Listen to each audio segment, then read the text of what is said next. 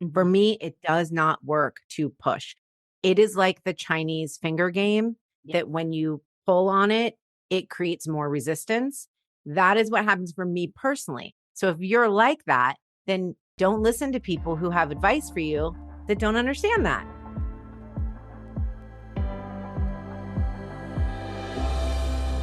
Your journey to the divine is an intimate exploration of self, where you are both the seeker and the source of enlightenment. I, Jessica Paschke, invite you to break free from the ordinary, to reforge your spiritual path with courage, curiosity, and audacity.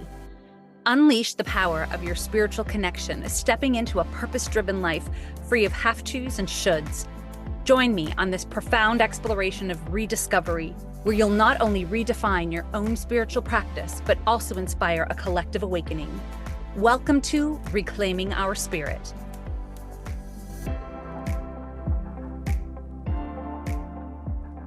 Welcome back. I'm so excited you're here for this episode. We have the lovely and the amazing Jaya Rose with us today. And I met Jaya way back when in 2020, believe it or not. We were in a class with Trudy LeBron, a workshop that she was doing way back in Nice. 2020. Immediately, she caught my attention on the screen. She was just a very authentic person, truly showing up and connecting to her intuition and all that she did. And she was everything that you just sort of were speaking about, this idea of showing up in a way that feels good, like intuitively, human side wise. And you also had this sort of like a little bit of a rebel streak too. Like you were really stretching the edges and really hanging out in the growth edges and all that you do. And so it's been really fun to see your work evolve over the years and shift into the magic that you're doing now, which is having people express their unique, amazing self through short form video, correct? Yeah, correct. Yeah. I love that. I love that. I love that. She I love that and that's where we met because you know what? I didn't even know that. So that is so cool. What a yes. good rooted place to come from. We have such similar values and ethics. Assumed but didn't know. So that's cool. Yeah, that's the cool thing I think about spaces when you're pursuing more education for yourself and really working on personal growth and understanding how to move through the world. You meet really Yeah. fascinating people. It's not just about the class content, it's also about Mm, who's in there and their thoughts and ideas and what they're doing in the world too. So I yeah. love I love that. self-education. But before we jump in, I always do one thing at the beginning of every episode, which is sort of tap into this idea that we have a moment of joy. We usually have these small moments of joy that kind of land in our day, sometimes softly, sometimes more loudly, that just sort of give us a boost and help sort of tap into this idea that we're more than. In the past Mm. week or so, Jaya, has there been like a moment of joy that like stands out for you? Yeah, a lot of them actually. I have been doing a really intense trauma healing Mhm. with a coach who is a therapist, but now she does manifestation coaching. And it is the first spiritual manifestation coach who is truly trauma informed. And I've gotten more out of it in just a couple months than the 15 years of studying, metaphysics and manifestation. So it is, I could talk about that a lot. But part of what we're working on together is allowing for more of that joy. And not only that, but trusting that it's going to continue and really rooting into this certainty because that was something that was not familiar to me as a child. And so it's such a good question and it's been very at the surface and intentional. So actually just yesterday I had a session with her and then the whole rest of the day I had this sense of immense joy for my life and I realized how much I actually don't share that. And so not only have I been feeling it a lot myself, but I also have been sharing it. So right before this episode, I did a post and I said, I'm going to be interviewed this morning and I'm doing a 90-minute intensive this afternoon. Have I mentioned that I love my life? I see other people who show up in that energy. And I know I show up authentically as me, but I feel like I was missing that part.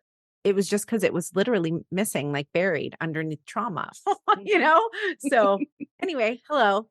Yes. The No, I answer is love yes. that. And it's so true. I think those layers, right? As we start to peel them back and we start to, I mean, joy can be really hard sometimes. And I Mm, love when you say trusting that joy will come again, that mm, it is not a one time only. I think yeah, that trust is a bit of a leap of faith. And sometimes it's hard to take that leap, especially it when is. trauma plays a part in that. So Totally. that's great. I'm not going to ask you more about the manifesting trauma informed, but we have to have that conversation at some point because Yes. For that sure. I will sounds be sharing about amazing. her. I talked about her in one video. In the middle of the video, mentioned I've been seeing someone, and she just let me know yesterday that someone booked with her. She's offering a special right now.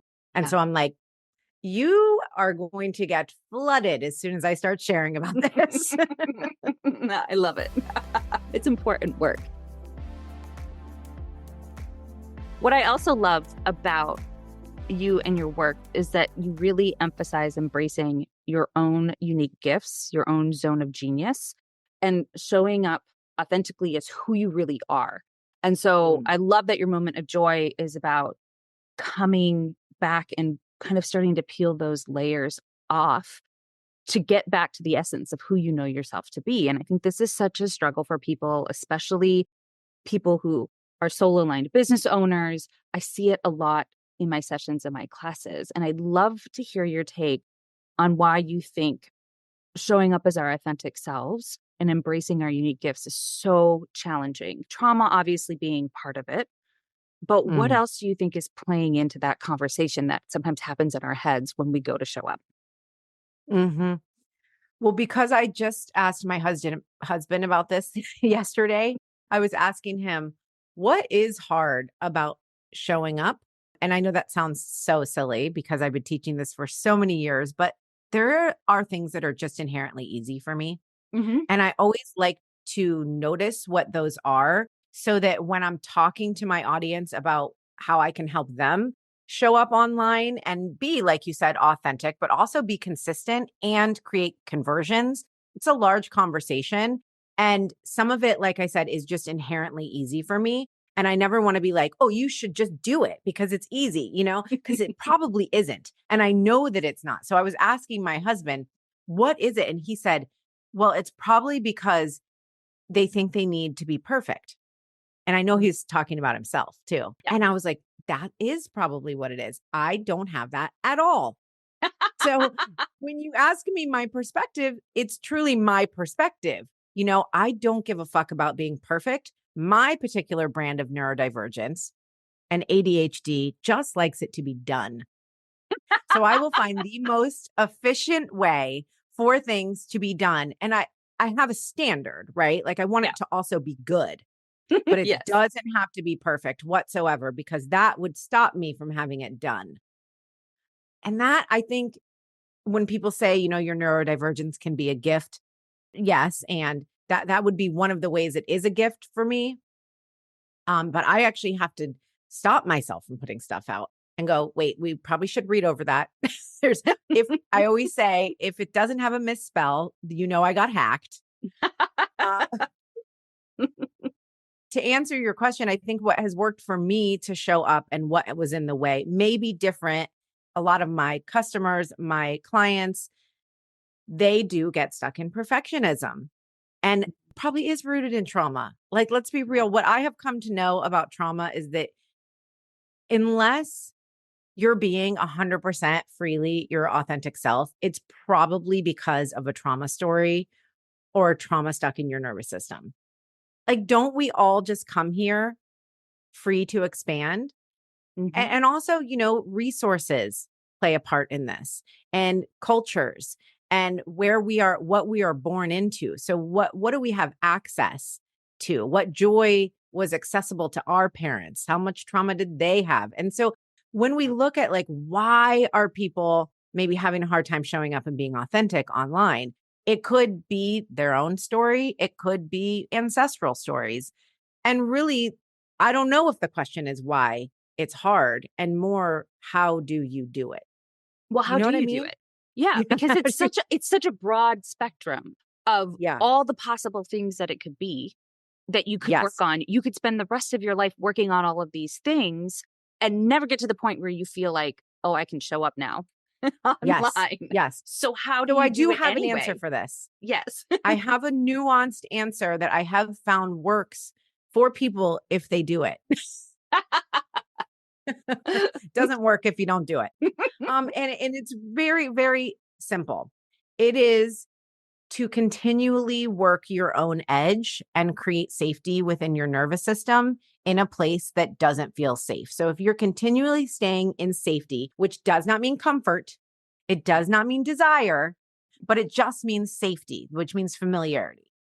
So if you are in the familiar place of overthinking, addiction to feeling confused, not taking action because maybe you want it to be perfect, well, that is actually safe. That's a safe place. So I think the first thing is always just recognizing that where we are, the results we have created are because that is what has been available to us and what we have capacity for. Yeah. And I think a lot of people shame themselves where they are. And that is the absolute worst thing you can do to build a new habit. Mm. It will undermine it every single time. Every single time. Exactly. Exactly. So that is the thing is like, it's positive self-talk, it's recognizing your own patterns, it's holding space for yourself, and then committing to something that feels scary. So personally, the way I did it, it's not like I felt super comfortable posting videos. I just started 8 years ago. It'd be very hard to find where I didn't feel comfortable because it was so long ago. And I felt probably just as uncomfortable as anybody else. And the way that I did it was I committed to something outside that comfort zone or safe. We call it a safety zone, really. Right. I committed to something outside the safety zone, which for me was hiring a business coach, taking a lot of money out of savings and really betting on myself. Yeah. I don't think it has to be that dramatic. I'm never like, oh, put it on your credit card. But that's why I created a membership that's only Right. $100 a month. I do think investing is a really key thing that I found to work really well. And then taking the action that comes from that investment. So I know that you are in my membership being well known. There are suggestions for action in there. That's a perfect thing is to find somebody who is where you want to be and then take suggestions. I don't like somebody to tell me what to do, and I don't like to tell people what to do. But having suggestions like, okay, you could do live videos. You could just record a video and leave it on your phone and give yourself positive feedback. That's where I always like to have people start. Wherever is outside of your safety zone, find a way to commit to it, to take action there. And then whatever time and space you need to re-regulate to make that a new normal, that's the process. Literally over and over again. And it's not pushing yourself into it, not rushing No. into it, not shoving yourself into it. It's acknowledging this is going on and taking steps to navigate it. One of the things I love a lot about your membership is this idea of soul, like this time alignment. I always think of soul alignment when I think of time alignment, like this aligned time. Can Okay. you talk just a little bit about aligned time? Because I love the way that you explained it. It just made it so clear. I love that. And now I'm like, I wonder what I said. That's what happens when you channel your teachings. I know. I'm always like, I've been there. I'll fill you in. yeah, When you're showing up to do the thing, it's better to feel engaged rather than to push through it or feel like you have to make yourself do it. Or if there's like any resistance there, what do you need to do to get over that resistance? And one of the examples you used was if you've allotted an hour to film your short form videos and you are not in that space and yeah, and you ask yourself, what do I need? And it's 45 minutes of Netflix. Then you watch 45 minutes of Netflix and you spend 15 amazing minutes recording your short form videos. And it made me laugh so much because you're probably going to get higher quality in that yeah. 15 minutes than you would have in the hour if you just tried to slog through it. And there's It's something to so be true. said about that. But common business practices and coaches will say, oh, you just got to push through it. You just got to do it. It's just one Do of the those hard things. thing first. People Yeah. say, do the hard thing first. Fuck that. Do the easy thing first. Build Right. confidence with the easy thing. Like what? I don't know. People are different. You know what I Yeah. mean? Yeah. Well, I wouldn't start running a marathon to do a 5K. Yeah, Build up to it. Build up to it. exactly. Well, I love what you just said. And that is a perfect example. Luckily, I thought of it myself. And it's so true. So aligned time is using time in the way that is genuinely aligned for you, Yeah. right? That's the simple version of it. And like you said, it's not common practice, which is why I feel a responsibility to share my message because I know that it's a different angle. And it's why I encourage other people to share their message because 100% everybody listening to this, including you right now, you have a unique angle. And just think about that, how that hit you. And you're like, wow, this really helped me in this way. That is what someone else is going to feel when they hear your message. I just have to say that. It's a perfect example that everybody has a unique lens. For Mhm. me, it does not work to push. It is like the Chinese finger game Yeah. that when you pull on it, it creates more resistance. That is what happens for me personally. So if you're like that, then don't listen to people who have advice for you that don't understand that. Yeah. Right. And I think also a part of the conversation that's missing is that in content creation, because that's really what we're talking about. We're talking Yeah. about showing up online. I specialize in messaging and video. So it's like, a unique lens, but it's all under the same umbrella of creativity. Mhm. And I don't see enough people giving credit for that. It would be like if you were going to write a book and you had a lot of time to sit down and write. My guess is most writers have some type of ritual that they Yeah. do, whether it's have their tea, whether it's move their body, pet their dog, whatever it is for them. I bet they do it before they start writing, that they don't say, oh, I have to sit down and write for 20 minutes and then I'm going to give myself a break. Right. Because because writing just doesn't work that way. Right. You know what I mean? It's like it's either coming through or it's not. And why would it be different for content creation? Some of content creation is writing. Speaking is a similar part of your brain. So I like to approach it like it's a relationship with my creativity instead of me being the boss of it. It's like a dictator almost. What kind of relationship do you want to have with yourself and your creativity? Is really the Mhm. question. Yeah. And people can feel it if it's forced. They can feel that energy coming through, whether it's a recording, an audio, whatever it is. That energy embeds itself in what you're putting out there. Mm, And they may not be able to yeah, put their finger on it, but it's there. And you don't want that absolutely. infused in your work. You don't Like want if you're that. just checking the box, that's what I always say. I think it says it on the sales page for my video magic program. It's like if you have every intention of doing video and it's because it's on your checklist, you're busy checking everything off. You cannot approach creating videos from a checklist standpoint. It's not going to convert the way you want it to because just what you just said, Jess, it's because people feel it and you cannot hide it. You cannot hide your energy on camera, Yep. which is a beautiful thing. I'd be remiss if I didn't say it speaks to the potency of video. And it's why people resonate with it so much. It's why 8 years ago I started teaching it and it was not a fad. Platforms change, Yeah. strategies change, but the connection that it creates with people does not. And really, and that connection is what leads to trust, is what leads to sales.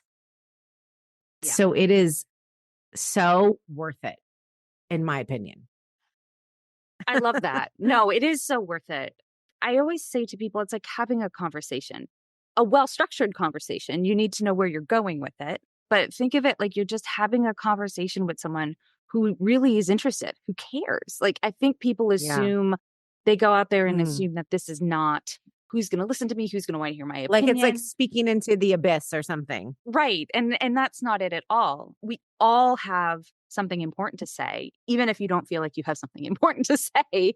What you've been through, your experience, how you move through the world, it's going Yeah. to change things. People need to hear that because you're right when you say they're looking for that person that speaks their language. They're Yeah. looking for that person that understands not just what they're going through, but how they work Yeah. And how to move through it, and how to move through right? it in a way that resonates with you. So many good nuggets in there for sure. Can I speak to one Yeah, thing you just said? please. Yeah. Okay. Yeah. what you said about that we all have something important to say, even if it's just your perspective, a mantra or an affirmation that I have adopted is I'm a big deal. Time to act accordingly. I love that. So y'all can try it on. And, I love to hype myself up. And that's why in my membership, we're starting these hype circles where we're going to come together. And it is solely about being the big deal you are, taking up space, claiming your desires, and being in that. Because where do we get that? Nowhere. Nowhere else. Almost nowhere else do we get hyped up. And so it's got to start from you. You need to know in your bones that you're a big deal. And if you don't know that now, that's okay, because that's the worthiness journey, right? We all are on that worthiness journey. And that begins whenever you start your transformation, most likely, but it escalates when you become an entrepreneur. Oh my gosh, does it escalate? You will know more about yourself than you've ever wanted to know. Yes. It is very escalated. And it's all a part of that, So the goal might not be, I am a big fucking deal today. Maybe you're starting with something softer than that, but it's a cool goal, isn't it? It is a cool goal. Actually, this question just dropped in. How do you take care of yourself throughout all of this? Because when you put yourself out there, you are making yourself vulnerable. When you have that confidence and that worthiness and you've tapped into that, which is, I think, one of those things that kind of ebbs and flows. Like, I think it's present and then sometimes it cannot be present on certain days. And then it comes back and it's like not a straight line. It's not like you anchor into it and then you're there. So how do you go out of your way to take care of yourself so that you can show up in a way that feels really good to you? Yes. I believe we are all acting through our value systems. Yeah. And we can define those value systems, or they can be on autopilot, right? What we learned to value. For me, I value the idea that healing is a business activity, that integration is a business activity. I genuinely believe that and have created evidence to make it real. Yeah. So when I feel like, for example, through this trauma work I've been doing, last week in particular, I felt a lot of grief. I was sitting in my car and this grief bubbled up, and I was like, this feels a lot like after my dad passed away. It's undeniable, that feeling of grief. Mm-hmm. And so I was talking to my coach about it, and I was like, is that normal? I knew that it probably was, but I needed that affirmation from her. She's like, absolutely. It's like a shedding of the identity, and that identity that you were keeping safe for so long was valued. And also it's like not desired. So what I do is, overall, I expect that what you said, it's not a straight line. Practical, like, let's talk practical terms. When I go into a launch, so I'm going to be launching my Video Magic program starting tomorrow. When I map out the time frame for the launch, I always include a couple days that I could not show up at all, that I could be in resistance, that I could be under the promotion level I want to be at. Yeah. So I literally schedule in time. And if I don't use it, good, that's okay. I'm getting better and better at not using it, to where I used to need like a month when I would launch things. Yeah. To really do it all the way. And now, I don't know, this one's going to be 10 days, so I can let you know how it goes. Please do. we will see. Also in a good time in my cycle.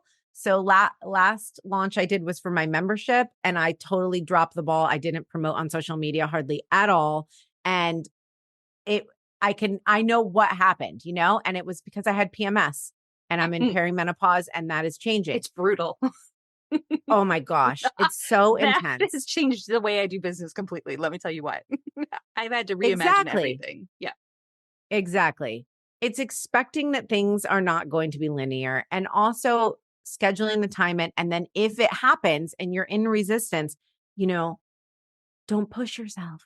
I don't push myself whatsoever. Like you said, I watch the Netflix in the middle of the day. During a launch, guaranteed. Bachelorette came out last night. Gonna be watching Bachelorette in the middle of the day. And then another piece of it is this idea that my body is a temple. So if I am claiming the big deal energy, that's wholeness to me. Yeah. This is not just online, I look good, like my branding looks good. My images look good. And oh, I could post this video today where I look amazing, but really, I only looked like that once. That is not at all how I approach the big deal energy. The big deal energy to me is wholeness. And that doesn't mean perfection, but it means attention to all the places. Mm-hmm. And those can be defined by you, what's important. But for me, my body, my health is very important. It is a equal piece of the pie to my marriage, to my parenting, to my business. Like they all get a whole chunk. And so that's just a very important part for me. This morning I got up, I had this like high fiber smoothie that I'm having, went to the track, took a walk, took the dog. And I had to get up a little early to do that. That was 8 o'clock. That's a little early to me. I'm not getting up before that. But I also don't schedule things before 10 a.m. and I prefer 10:30 so that I can have my smoothie, have my green tea, go for my walk. So I really bump up. The piece of pie is there. That's not getting moved out of the way. I'm not sacrificing my physical health for my business. I'm not sacrificing my relationship for my business, but I'm also not sacrificing my business for these other things. I love that. It goes beyond this idea of balance. It goes Yeah, beyond like just making sure things are in balance into really investing and paying attention and making sure all of those buckets have what they need to function. And especially, I think people I love forget that. like our bodies are like the first thing we forget about, but it's like the thing that helps us bring things to life here. Oh To my God. And it's the thing that if something goes wrong, it goes wrong you are big, absolutely screwed and it will mess everything up. all of it. It makes no sense. And yet, it's the first thing that we cut when time Totally. gets tight. Just by not drinking enough water or eating unhealthy food. Yeah. To me, that's a big deal. Yeah. If my lifestyle is not aligned with me being able to cook healthy food, that is not sustainable for me. And you have the confidence and the self awareness that you know that not only are those things important, you feel confident enough that you can adjust how your schedule looks to fit that. Like you don't believe that you have to work X, Y, and Z hours straight through in order to be Yeah. successful. Well, that's true. And I mean, this might be that let's talk about the elephant in the room. What do you have to sacrifice to do this? Mm-hmm. I don't have $1 million business. I think that for a business coach, it's kind of like a known thing that it's like, oh, have the $1 million business. That's when you're really successful. For me, I made $180,000 last year and that was beautiful. Yeah. That was beautiful. My goal is like to double that, but I changed my whole business model and don't want to do high ticket coaching anymore. If you're charging $10,000 for 2 months to work with you, it's not that hard to scale. Right. But I'm charging $100 for my membership and $9.99 for my video magic program and $9.99 for my intensive. I just feel really strongly that I want to have more accessible offers. And I don't like the high ticket world. Mhm. So I sacrifice scaling way beyond multiple six figures. I think I will get there, but it's a different angle. It's about bigger audience. I'm willing to put the time and energy into building my visibility versus just trying to like monetize out of my audience as much as I can. And people don't talk a lot about the responsibility that comes with that amount of money and what has to happen in your Oh personal my life gosh. to accommodate. So it's like, great, I'm so glad that you're having that success. And if that's how you measure success, yes. But know that there are other ways to measure success. And you can still That's be right. financially, have that financial freedom you're looking for. It doesn't always have to be the push, push, push to the X amount per month Yes. or X amount per year, because you may be sacrificing something that you value deeply, that you hold Right. near and dear to your heart to do that. And at the end of the day, it's still not going to feel good, even if you reach that. It's so true. I mean, I just never could adopt, well, I'll just hustle a little bit for this year, and sacrifice my workouts or sacrifice having time to eat healthy food. No, I won't. So I'll sacrifice the income, Yep. And that's not to say like for most people making $180,000 in a year, and doing what they love, working like 10 hours a week. It's so good. That's why I throw those things in there, because in the arena that I'm in, I'm not as financially successful as a lot of these other business coaches. I could tell you how to be, though. It's not like I don't have the knowledge. Yeah. I don't have the desire to It's different. sacrifice, my wholeness to get there. So it might take me a few more years. My goal isn't even really past, like my goal is really like 300,000 a year. I want to see what that feels like, just to have that, because that would be a lot of extra money for us. Yeah. And you want to know what actually is my driver? Because here's the other thing is, once you're making past what you need to live, like I bought this beautiful house with coaching business money. I love that. And we have a 5-bedroom house. My husband and I each have our own room. Like it's so right next to each other. It's so cute. It's so like, I don't need nor want more than this. Yeah. I eat organic food. I have time freedom. Like I just don't really have a big want for more. And I'm not driven to do more or sacrifice to make more money. But I do want to experience having more, like having way more than I need, because it's sort of like a healing thing for me to experience that. So here's my driver. I sound like freaking Mother Teresa when I say this, but honestly, this is real. When I go into Portland, because I live about 20 minutes outside of Portland, Oregon, there is a homeless epidemic. Yeah. And it is so sad. It's really hard. People was like, oh, they will talk crap about it because they don't want to be around it. And I'm like, how do you not see that this is human suffering? Like, why do you care more about your inconvenience on seeing someone suffer than you care about their suffering? This is weird. That's weird to me. And so I want to make enough money that I can have $100 bills in my pocket and just walk by people who are having a hard time, people who are experiencing homelessness, and just hand them $100 bill. Like that is fucking success to me. Yeah. Yeah. Without a second thought, without pulling it for, you know what I mean? That you can open and give without any strings attached. Yeah. So that's my goal. I want to make more than enough money so that I can give my money away. I love that. But it all comes back to this idea that we started with, is rooting what you do in that authentic place, that authenticity. Like you're growing something, you're putting that seed in, you're tending to it, you're rooting it deeply, and something that resonates with you. And it's this bigger calling, this purpose-driven, this value-based. And at the end of the day, the fulfillment and the meaningful work that comes from it, plus the fulfilling and meaningful life that you have while you do it, is going to be worth it, I think, 100 times over than it would be to just fall into line and do something to get to the goal that doesn't have meaning. Yeah, I love how you said that. It has meaning. That's so true.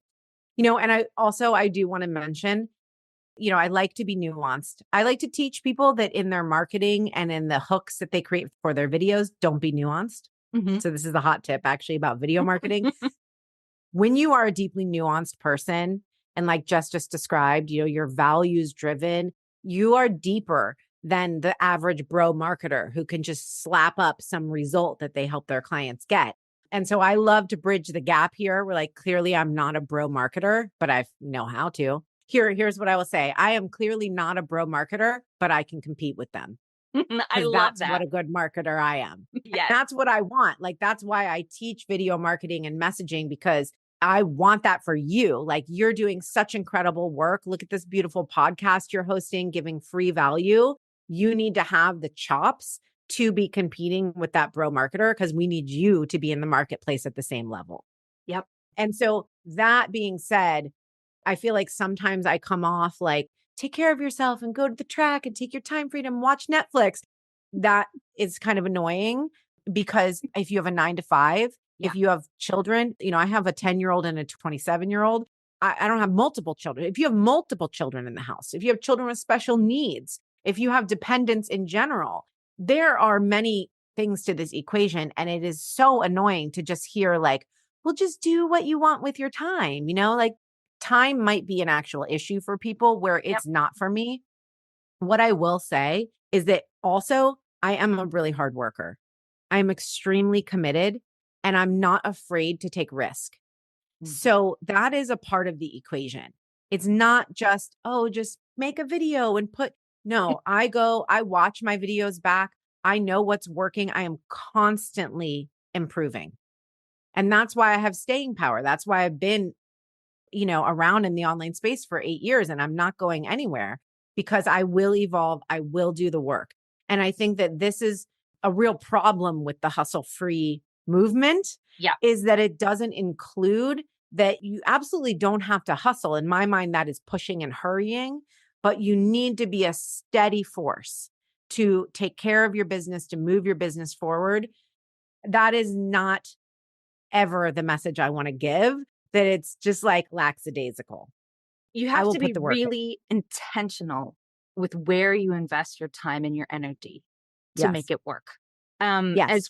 That's why I love how you work and I love listening to you talk and I love attending your classes is because you have figured out like if the best places to invest energy to make it work in the most diverse way possible so Yeah. that you're not wasting time on things that don't matter or doing things in a way that is wasting time. Because even if you don't have that time off, something else Yeah. is filling it. Like you said, I remember when my husband was diagnosed with cancer a couple years ago, my whole schedule started revolving around that.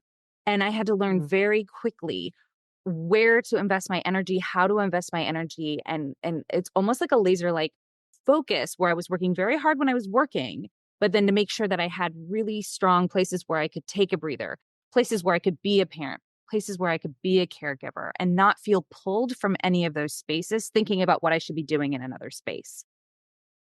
And that's why I love your work is you're like, no, if you're going to focus on like one thing, this is going to move the needle the most right now. And so Yeah. make time for this thing or that thing or these whatever. And that's, I think, what we need to understand is hustle free just means, for me, it means I'm not pushing or I'm not feeling guilt when I'm doing something else, thinking I should be doing the other thing. Yes. Yeah. It's a That's what it means mindset, for isn't me. it? It is. I Yeah. love that. I love that so much. And let's talk about what you actually do need to do and focus on. Yes. Now, I'm biased. I also think I'm right. I've had a lot of clients over the years. I've had a lot of different offers. All of them always have included video and visibility, even if I'm teaching someone how to create an offer. Right now, my husband and I are teaching this attraction funnel. We're doing a done for you where I set up the whole top of your funnel with a freebie and emails and such, right? So that's like not really video. The one thing that every single person who has gotten really good success from my teachings and from working with me, Mm-hmm. the one thing they do is be visible. Yeah. And it's why when I niched down from broader business coaching, I went into visibility and video because I feel it's the highest contribution I can make. Because obviously, I'm good at it. It is the thing I'm probably the best at is showing up consistently with a message online. And if that is the only thing I can impart on you, that you will be wasting way less time and resources by learning how to speak your message clearly on video. And you will create sustainability for years to come. Because like I said, I started teaching video and it was Facebook Live was my first video platform that I taught 8 years ago. And it would have been very easy to go, oh, Facebook Live, it's brand new. Is it going to stick around? Is it a phase? Then I moved on to TikTok 4 years ago. Mm-hmm. And same thing. People are like, oh, do I really have to get on TikTok? Is it just a phase? Listen, I don't care if you do Facebook Live, if you do TikTok, if you do YouTube, whatever. Yes, everything has its ups and downs. And the thing that does not change is your ability to speak clearly to your ideal clients, a message that lands with them, and then build an audience. Because if you don't have cash coming in, you don't have a business. You have a hobby or Yep. you have a goal. You have Yep. a goal, right? That's okay. And I am all about creating the ability to monetize. I just happen to want a one-to-many model. So I teach like bigger visibility, right? But if you just want 5 one-on-one clients a month, you don't have to have a huge audience to do that. You got to decide what you want. But getting in front of people and monetizing your audience, period. And you could do that quickly. That does not have to take a long time. If it's taking a really long time, there's something screwy with the strategy. And I love Not that a though. good strategy. It's not a good strategy. And so then you tweak it, you adjust it, but you don't have to be spending epic amounts of time. You have to invest in, that's why I love it. You have a day where you do your recordings, you batch record. I love batch. I love batching anything. I'm a batch kind of person. Like, cause if I'm in there, we call it creation queen. You're a yes, creation queen. I am. I'm in there. I'm doing it. I do the same thing with my newsletters. Like I want to write them. It makes I sense love to my that. brain. How my brain works. I like get them done. Get them out there. Put that time in. I'd rather take that time and make that my focus because I do have ADHD. So I tend to wander. Shiny objects Yeah. are very attractive and I get inspired and I'm very creative very easily. And so I can kind of like, so I'm like, no, today is the day we're doing this. I keep a little I notepad love writing that. all the notes down of the things that drop in while I'm doing the thing. And I will address those later, but I'm not allowed to veer off once I get in the flow of it. But that's what I love about that is I feel like I can invest my energy and I get a lot of bang for that time investment. Yes, And it absolutely. frees the space up mentally, emotionally, physically, rippling out into all that I And do. then you have the content. I mean, what do they say? Content is queen. Yes. It is true. I can say that is why I believe that I can sell out offers is because I'm constantly every day putting out content. I'm not creating content every day. Right now, I have 3 videos queued up on TikTok to post. I posted one this morning because it was already ready. I have another one. I have all the captions ready. All I have to do is hit post. If I didn't have, I probably wouldn't post today. Yep. Because life, right? Yeah. Life. Yes. So it's just, whatever plan works for you. It took me a long time to get a batching system down that worked for me, a long time. I made videos off the cuff for many, many, many years. And I still like to make videos off the cuff. So I allow myself that. And as we move forward into really what I would consider a crisis, like we're in capitalism crisis right now, there is so much unknown. Yep. And this uncertainty is really uncomfortable for people. And so I'm going to start talking about this more because, I have been an entrepreneur for 22 years. It's the only way I know how to function. And so I want to speak to just that entrepreneur mindset and the commitment. This is the time to double down on clarity in your messaging and your marketing and your systems. That is my opinion. I agree. Is that having your systems, knowing what you're focused on. So if you're brand new, then you have your one offer and you have your clear marketing towards it. If you're more experienced, then you're building out automations with what I call your attraction funnel so that you have a warmer audience, more of an audience that is warm who can buy your offers. It's just not the time to be wiggly. I love that. Wiggly. The time to be solid and be really the roots, and build the roots. If you already have the roots, it's time to expand on them. Yeah. Oh, I couldn't agree more. I love that. Thank you so much for being here today and sharing your time.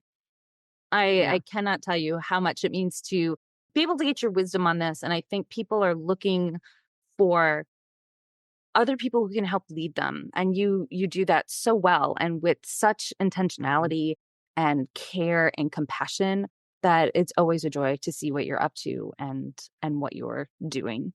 For those of you listening to the episode, how can they find you? Like, where do you live out there? Yeah. I spend a lot of time on my personal Facebook page, so you can friend request me. I'm Jaya Rose. And I also am on TikTok and Instagram with Jaya Rose. And I don't know if you're going to add anything to the show notes, but I do have a free video marketing course that dives into the basic framework that I teach both in my membership and in my Video Magic program on how to do all the things we're talking about, but how to really make sales with your video content. And that's just with jayarose.com. So you can, we can add that. We definitely will add that. Okay. Yeah. TikTok. I post many times a day on TikTok and I interact a lot on my personal Facebook page. So I love that. Yeah, you are. You're busy over there. I see you all the time. On Facebook. Yeah. I mean, Yeah. I It's Facebook is cool. I mean, Facebook works really well for business. Yeah, it does. And connecting, it makes it easier. You just got to be okay with some posts flopping, because if you're posting about your business, people will just scroll right by. And then you post, like I just posted my body, because I lost a little weight and I talked about my philosophy about weight loss. And then, of course, it's like that does really, really well. People really do just want you to be you, but there is a really beautiful way to be nuanced and share your brand. I mean, that's what you do too, right? Mm-hmm. Yeah. Yeah. I weave it. I Yeah. show up as who I am, and I weave that with the other things so they know that what I'm doing, what I'm working on, what I have to offer, and also that I'm a human being moving through this journey on earth in ways that are not perfect. And that's okay. Yeah. You Yeah. know? Yeah. I love that. I love that. Thank you so much, everyone, for tuning in. We can't wait for you to send us an email. What was your biggest takeaway? And let us know, question of the episode, what is one action that you plan to take to tap more into your authentic self and grow those roots that Jaya talked about? So send us emails. Let us know. Thank you again, Jaya, for being here. It was lovely. Thank you. Yay. Bye, everyone. Thank you for listening to Reclaiming Our Spirit. To find out how I can help you reclaim your spirit, reach out to me at www.jessicapashke.com. Leave me a message and I just may share how you reclaimed your spirit in the next episode.